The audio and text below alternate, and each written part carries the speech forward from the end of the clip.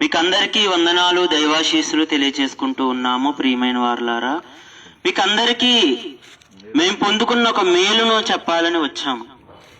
మనలో ఎవరికైనా ఏదైనా ఒక బలహీనత, ఒక రోగం ఉంటే చాలా మంది డాక్టర్లకు చూపించుకున్న తర్వాత తగ్గకపోతే మనుషులందరూ కూడా పాపము అనే ఒక రోగముతోటి మరి చనిపోతూ ఉంటే ఘోరమైన అగ్నిగుండానికి వెళ్ళిపోతా ఉన్నారు.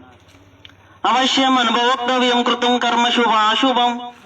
అవసరము ఏమిటయ్యా? అవసరం అంటే శుభం, అంటే మంచి చేస్తే మంచి అనుభవించాలి, చెడు చేస్తే చెడు అనుభవించాలి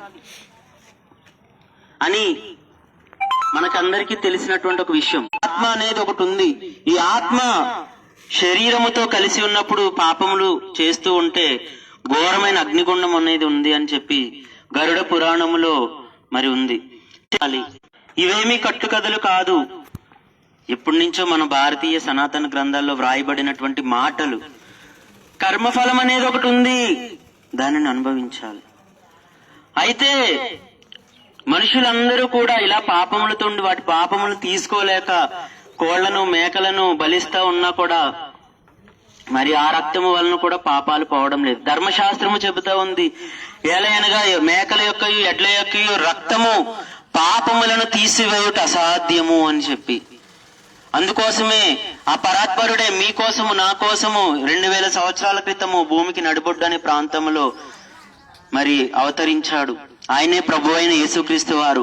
ఆయన భూమికి నడిబొట్టు ప్రాంతంలో కన్యమరియ గర్భంలో జన్మించి మనుషులందరి పాపముల నిమిత్తము శిలువలో చనిపోయి మరణించి 3వ దినాన తిరిగి లేచాడు. వేదములో, ఋగ్వేదములో, శుక్లయజుర్వేదములో వ్రాయబడిన ఒక మాట, శ్రీ మదాంధ్ర వచ్చిన శుక్లయజుర్వేద సంహిత 23వ అధ్యాయంలో వేదాహనమస్య భువనస్య నాభ్యం అంటే భూమికి నడిబొడ్డు అనే ఒక ప్రాంతంలో విరాట్ పురుషుడు పుడతాడు.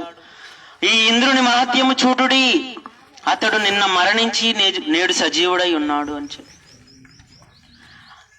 ప్రపంచ చరిత్రలో మరణించి తిరిగి లేచిన ఏకైక వ్యక్తి నజరేయుడైన యేసుక్రీస్తు ప్రభుల వారు ఒక్కరే. ఆయనే పిలుస్తా ఉన్నాడు, నా యొద్దకు వచ్చేవారిని ఎంత మాత్రము త్రోసివేయనని. వేదములో ఉన్న ప్రవచనములను నెరవేర్చడానికే యేసుక్రీస్తు ప్రభుల వారు ఈ లోకానికి వచ్చారు. మనుషులందరి పాపముల నిమిత్తం చనిపోయారు, మరలా 3వ దినాన తిరిగి లేచారు. ప్రభు అయిన యేసునందు ఎవరైతే విశ్వాసం ఉంచుతారో వారి యొక్క జన్మ కర్మ పాపముల నుంచి విడిపించబడతారు. మేము ఆ మేలును మేము పొందుకున్నాము.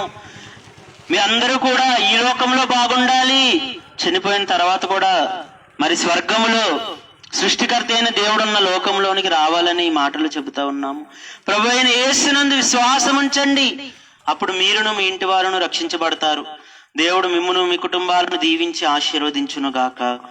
చిన్న మాట ప్రార్థన చేసుకుందాం. స్తోత్రము దేవా యేసయ్య, ఈ యొక్క ప్రాంత వాసులందరినీ దీవించండి దేవా. ఎవరి చేతికైతే కరపత్రం ఇచ్చామో వారందరూ చక్కగా చదవడానికి సహాయం చేయండి దేవా. సృష్టికర్తవైన నిన్ను తెలుసుకునే కృపను ఈ ప్రాంతవాసులందరికీ అనుగ్రహించండి. అలాగే నాయన, ఇక్కడ ఉన్న వారి కుటుంబాల్లో ఉన్న వ్యాపార, ఉద్యోగ, పాడి పంటలను, బిడలను సమస్తమును మీరు ఆశీర్వదించి ఎహమందు పరమందు నూరంతలు భాగ్యవంతులుగా చేయమని, మీ రక్షణ ఆనందములతో నింపమని యేసు నామములో అడుగుచున్నాం తండ్రి, ఆమేన్.